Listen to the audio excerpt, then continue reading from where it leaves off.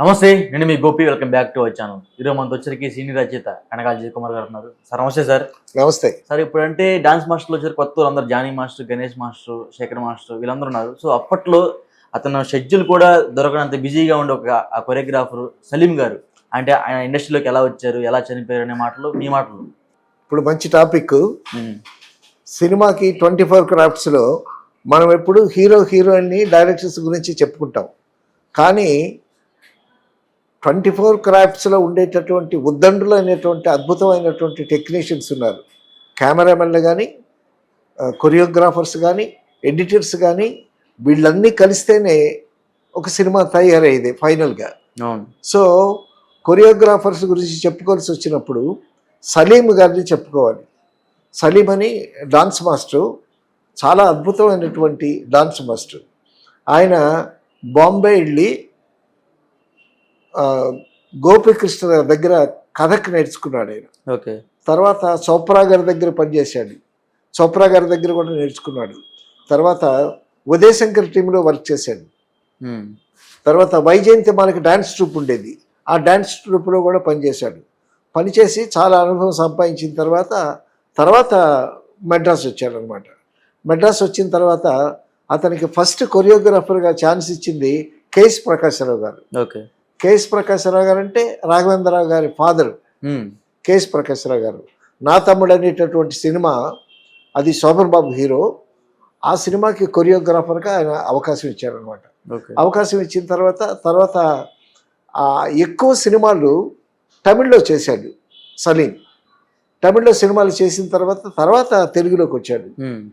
తెలుగులోకి వచ్చిన తర్వాత ఎంత పాపులర్ అయ్యాడంటే ఎంజీఆర్, శివాజీ గణేష్ను, తర్వాత రామారావు గారు, నాగేశ్వరరావు గారు, చిరంజీవి, అందరి సినిమాలు అతనే చేసేవాడు. చాలా అద్భుతంగా చేసేవాడు. అతని రికార్డ్ ఏంటంటే ఒకే టైంలో 4 డైరెక్టర్స్కి 5 సినిమాలకి 12 సాంగ్స్ కంపోజ్ చేశాడు. పెద్ద రికార్డ్ అది అప్పట్లో. ఓకే. సో తర్వాత చాలా చురుకైన వాడు, చాలా తెలివైన వాడు. గబుక్కున రామారావు గారికి కానీ, ఎంజీఆర్కి కానీ ఒక మూమెంట్ సెట్ చేశాడు అనుకో, ఆ మూమెంట్ సెట్ చేస్తే ఆ మూమెంట్ వాళ్ళు చేయటానికి కొంచెం ఇబ్బందిగా ఉంటే, ఇప్పుడు కొరియోగ్రాఫర్స్ మూమెంట్స్ చేసినంత పర్ఫెక్ట్గా ఆర్టిస్టులు చేయలేరు కదా.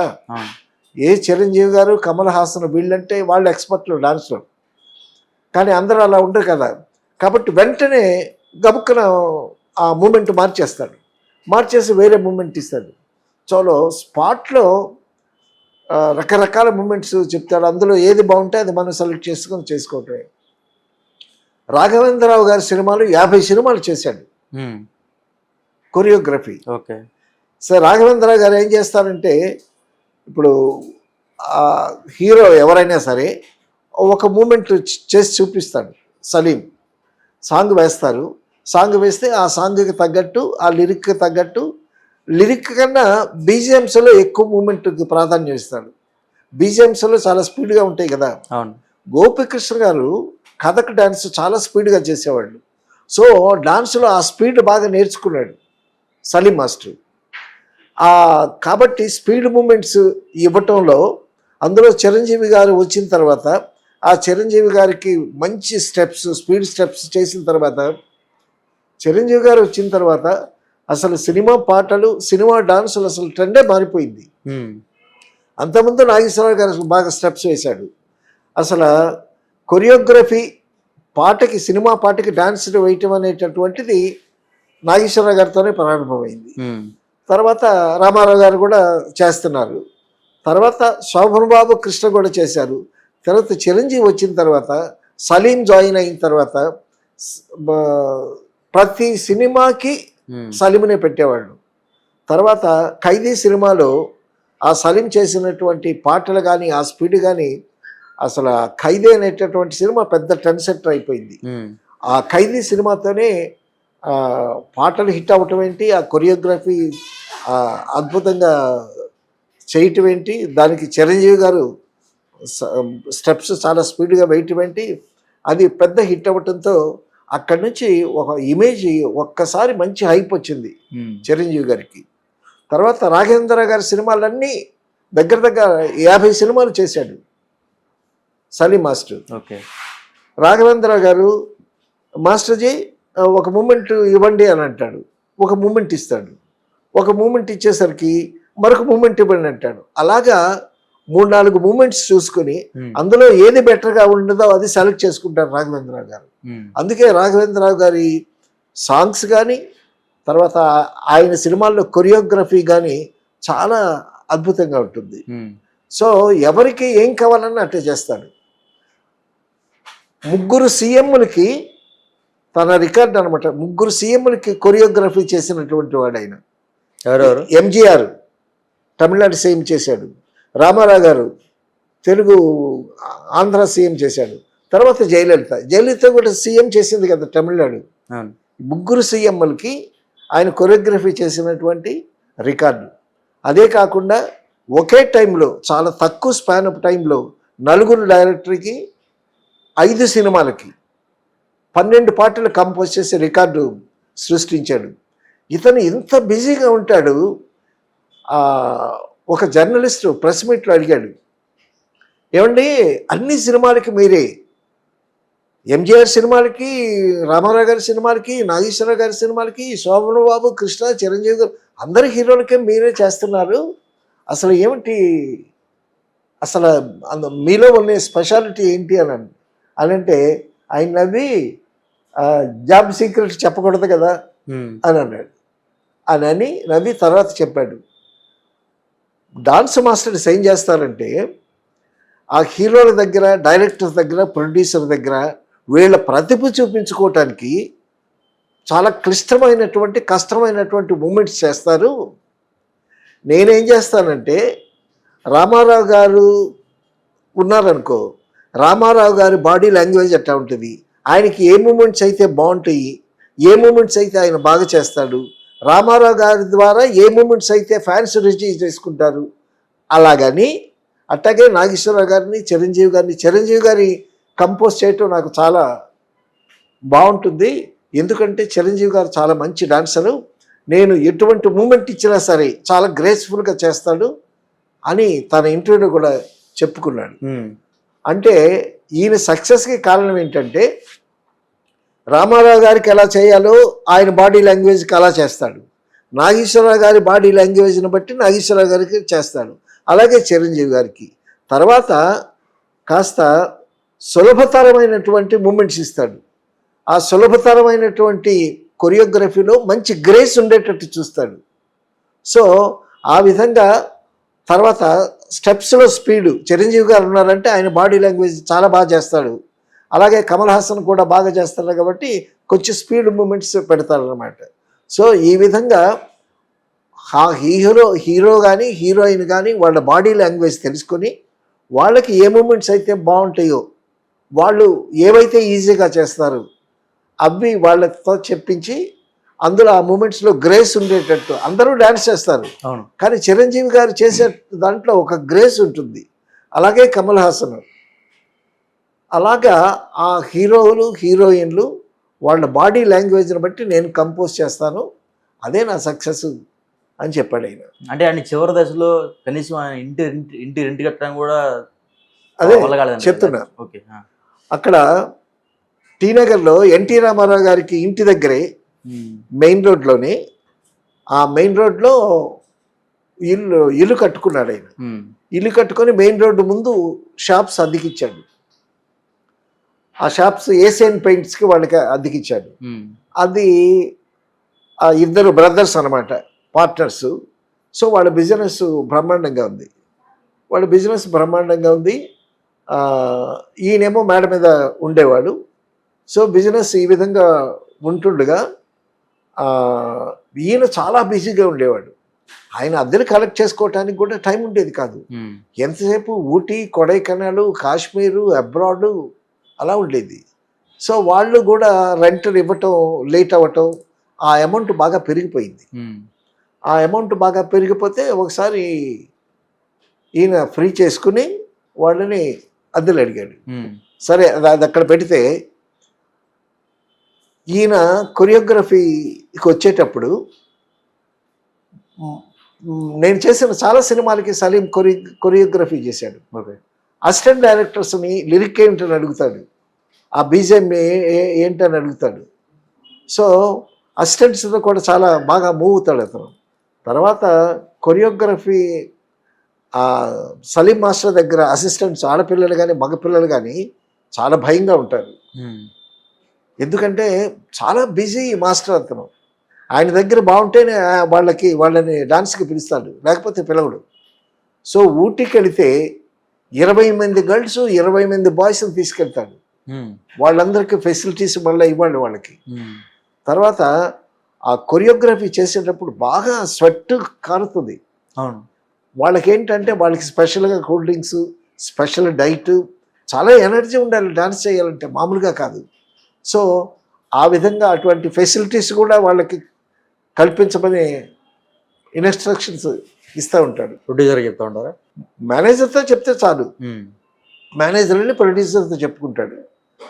దీనికి ప్రొడ్యూసర్తో చెప్పాల్సినటువంటి పని లేదు. ఓకే. సలీం మాస్టర్ వచ్చాడంటే సలీం మాస్టర్కి సెపరేట్ ఫుడ్, వాళ్ళకి separate food, separate treatment, separate rooms. ఎక్కడికి వెళ్ళినా మమ్మల్ని ఒకసారి ఇక్కడ హైదరాబాద్ షూటింగ్కి వచ్చాం. షూటింగ్కి వస్తే మా స్టాఫ్ అందరినీ తీసుకుని చార్మినార్ దగ్గరికి తీసుకెళ్ళాడు. చార్మినార్ దగ్గరికి తీసుకెళ్ళి, అంటే మాకు జనరల్గా షూటింగ్కి వెళ్ళిన తర్వాత అక్కడ బ్రేక్ఫాస్ట్ ఇస్తారు, మీరు రండి అని చెప్పి చార్మినార్ తీసుకెళ్ళి అక్కడ ఒక హోటల్లో non veg, early morning non veg, అక్కడ మా అందరికీ బ్రేక్ఫాస్ట్ ఇప్పించాడు. చాలా అద్భుతంగా ఉంది. సో అసిస్టెంట్స్ని కూడా అందరితో బాగా కొల్లుడుగా ఉంటాడు. తర్వాత సలీం మాస్టర్లో ఉన్న గొప్పతనం ఏంటంటే చాలా సరదాగా కామెడీగా నవ్విస్తూ ఉంటాడు. హీరో హీరోయిన్ని డైరెక్టర్ని నవ్విస్తూ ఉంటాడు. చాలా కామెడీగా చూస్తూ ఉంటాడు. అందరితో సరదాగా ఉంటాడు. కాబట్టి తర్వాత అతను కొరియోగ్రఫీ కూడా చాలా బాగుంటుంది. అందరూ అతనే కావాలని కోరుకుంటారు. అలాగా 750 సినిమాలు చేశాడు ఆయన. ఆ 750 సినిమాలు అంటే అప్పుడు రికార్డ్ అది. తర్వాత ఎంజీఆర్ గారు ఆయన సినిమాలో పాటలన్నీ తనకిస్తేనే చేస్తాడు. 1-2 పాటలు ఇస్తానంటే చేయడు. ఎంజీఆర్ గారు ఒకసారి పిలిచి ఒక పాట చేయమన్నారు. పాట చేయమంటే, సారీ సార్, నాకు 1-2 పాటలు కాదండి, ఆ సినిమా పాటలన్నీ ఇస్తే చేస్తాను, లేకపోతే నేను చేయలేను, క్షమించండి అని వచ్చేసాడు. సో అంత డిమాండ్ సలీం. తర్వాత హీరో డేట్లు కావాలంటే సలీం మాస్టర్ డేట్లు ఇచ్చారండి అని అంటే రామారావు గారు, నాగేశ్వరరావు గారు సలీం డేట్స్ ఇచ్చేవాళ్ళు. అంత క్రెడిట్. సలీం మాస్టర్ అంటే అసలు అతనికి ఉండేటటువంటి క్రేజు, అసలు డాన్స్ మాస్టర్ సలీం అని పేరు పడంగానే అసలు కుర్రాళ్ళు అయితే, కుర్రకారు అయితే ఓ ఈలలు, కేకలు, కేరింతలు, అంత క్రేజు. తర్వాత అడవి రాముడు, వేటగాడు అన్నీ ఆయనే. అడవి రాముడు సినిమాలో మేము మెడ్రాస్లో చూడటానికి దేవి 70mm థియేటర్కి వెళ్ళాం. అక్కడ కూడా దేవి ఉందా? దేవి 70mm. ఓకే. మౌంట్ రోడ్లో. అందులో అడవి రాముడు సినిమా. అడవి రాముడు సినిమాలో ఆ పాట ఏంటంటే అడవి రాముడులో పాట అదే కదా, ఆరేసుకుపోయి పారేసుకున్నాను హరి హరి హరి అనే పాట. ఆ పాట వస్తుంటే థియేటర్లో ఎంత కమోషను, ఎంత కలకలం, ఈలలు, కేకలు, కేరింతలు. సినిమా బ్రహ్మాండంగా ఉంది. సినిమా అంతా అయిపోయిన తర్వాత ఆ ఒక్క పాట సపరేట్గా వేశాడు. సో అప్పుడు ఆ యూత్ అది చూడాలి. తర్వాత వేటగాలనుకుంటా, ఆకుచాటు పిందె తడిసే, కోకమాటు పిల్ల తడిసే, గోదావరి గంగొచ్చింది, నాలో ముంచెత్తింది అనే పాటలు. ఎన్ని హిట్ పాటలన్నీ. చక్రవర్తి మ్యూజిక్, కొరియోగ్రఫీ సలీము, సరే హీరోలు ఎవరన్నా సరే. సో అప్పట్లో పెద్ద కింగ్ అనమాట సలీం అంటే. డాన్స్ మాస్టర్ అంటే అతనికి సెపరేట్ కారు. తర్వాత డాన్స్ మాస్టర్ సెట్కి వచ్చిన తర్వాత హీరోయిన్ వచ్చి సాంగ్ చేయటానికి ముందు అతనికి పాద నమస్కారం చేయాలి.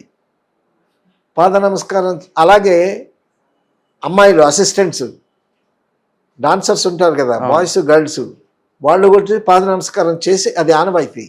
ఎవరన్నా పొరపాటున ఈయనకి పాద నమస్కారం చేయలేదనుకో వాడికి దానికి ముడిందే ఆ రోజు. అంత స్ట్రిక్ట్గా ఉంటాడు ఆ విషయంలో. సో ఇంత అద్భుతంగా ఉండేటటువంటి సలీం మాస్టర్ కెరీర్ అద్భుతంగా వెలుగుతుంది. పక్కనే దాసనారాయణ గారు, ఆ పక్కనే ఎన్టీ రామారావు గారు, మెయిన్ రోడ్డు మీద ఈయన షాపులు అనమాట. సో ఈ ఏషియన్ పెయింట్స్కి అద్దెకిచ్చాడు కదా, సో అద్దె కలెక్ట్ చేసుకోవడానికి కూడా ఈయనకి టైం లేదు. సో అమౌంట్ బాగా పెరిగిపోయింది. పెరిగిపోతే వెళ్ళి అడిగాడు, అద్దె ఇవ్వమని అడిగాడు. ఒక్కసారి అమౌంట్ అయ్యేసరికి పెద్ద అమౌంట్ కదా, వాళ్ళు ఏదో ఇవ్వలేకపోయారు. మాట పెరిగింది. మాట పెరిగితే అది ఐరన్ ఇన్స్ట్రుమెంట్స్ కూడా ఏదో అమ్ముతారు. Okay. Hardware stores, Asian paints అవన్నీ కలిపి స్టోర్స్ అనమాట, పెద్ద స్టోర్స్. వాళ్ళు ఇవ్వలేదు. ఇవ్వకపోయేసరికి ఖాళీ చేయమన్నాడు. ఖాళీ చేయమనేసరికి మాట పెరిగింది. మాట పెరిగితే అక్కడేదో ఇనప సుత్తేదో ఉంటే ఇసురు కొట్టాడు. ఎవరికి? ఆ ఓనర్కి. కొట్టేసరికి అది వెళ్ళి వాడికి తలకు తగిలింది. తలకు తగిలి స్పాట్లో చనిపోయాడు. సో ఇదొక వెర్షను.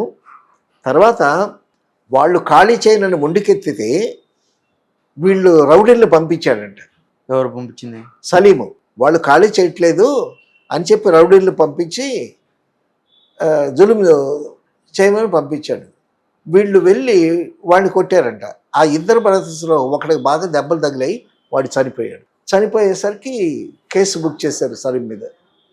కేసు బుక్ చేసేసి ఆ టైంలో సలీం మాస్టరు అతని పాటల వల్ల చాలామంది లబ్ధి పొందారు, హీరోలు కానీ హీరోయిన్లు కానీ. ఆయన అదే వినిపించాడు, నేను ఇంతమందికి అద్భుతమైన కొరియోగ్రఫీ చేశాను, వాళ్ళ ఇమేజెస్ పెరగటంలో నా పాత్ర కూడా కాస్త ఉంది, నన్ను ఎవరు పట్టించుకోలేదు. పక్కన దాసనారాయణరావు ఉన్నాడు, పక్కన రామారావు గారు ఉన్నారు, ఆ ఇంటికి పక్కనే. సో అని వాపోయాడు అతను. మొత్తానికి అది ఇతను ఈ సుత్తి ఇసినందువల్ల చనిపోయాడా, లేకపోతే ఈ గుండాలు పంపించాడు కదా రౌడీని, వాళ్ళు కొడితే చనిపోయాడు, మొత్తానికి చనిపోయాడు. చనిపోతే అతన్ని కేసు బుక్ చేశారు. కేసు బుక్ చేసిన తర్వాత కన్విక్షన్ వేశాడు, జైల్లో వేశాడు. జైల్లో వేశారు, శిక్ష వేశారు. ఓకే. ఎన్ని సంవత్సరాలు సరిగ్గా గుర్తులేదు. ఈలోగా ఇతని శిష్యులందరూ కొరియోగ్రాఫర్స్ అయిపోయారు చాలామంది. ఇప్పుడున్న వాళ్ళు చాలామంది ఆయన శిష్యులే. ఓకే. కొరియోగ్రాఫర్స్. సో కొన్ని సంవత్సరాలు ఉన్నాడు జైల్లో. సో మనిషి కనిపించకపోయేసరికి తర్వాత ఇతను మర్డర్ అటెంప్ట్ కింద కేసు పెట్టారు కదా. మర్డర్ అటెంప్ట్ అంటే కూరనే అర్థం కదా. సో ఆ మచ్చ పడింది అతని మీద. జైలు శిక్ష అనుభవించేసరికి మొత్తం ఆక్యుపై అయిపోయి ఉన్నారు.